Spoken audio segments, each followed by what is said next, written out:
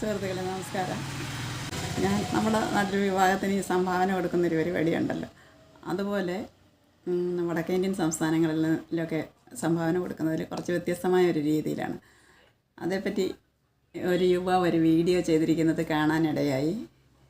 അത് നിങ്ങൾക്കൊന്ന് പരിചയപ്പെടുത്തി തരാമെന്ന് വിചാരിക്കുന്നു.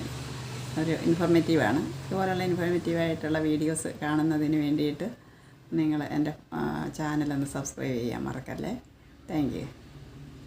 ഞാൻ ഉത്തർപ്രദേശിൽ ചേച്ചിയുടെ മോൻ്റെ കല്യാണത്തെത്തിയാന്ന് പറഞ്ഞല്ലോ. ഇവിടെ മോന് കിട്ടിയ രസമുള്ള വന്നിട്ട് ഗിഫ്റ്റ് കാണിക്കാം കേട്ടോ. ഇതാണ് ഇവിടുത്തെ ഒരു മെയിൻ ഗിഫ്റ്റ് എന്ന് പറഞ്ഞ സാധനം കേട്ടോ. ഈ നോട്ടുമാല കണ്ടോ.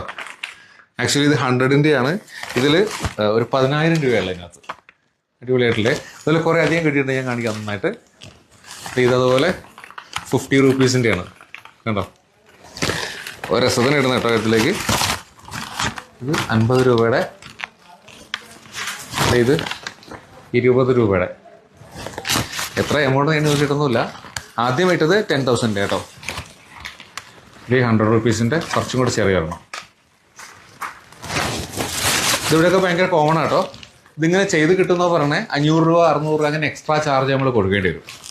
നോട്ടിൻ്റെ ചാർജ് പോയിട്ട്. ഇത് കുറച്ച് ചെറുതാണ്.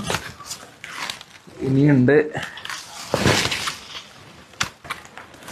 20 രൂപീസ്. നല്ല ഭംഗിയുണ്ടല്ലേ കാണാൻ. 50 രൂപീസിൻ്റെ വലിയൊരു മാല.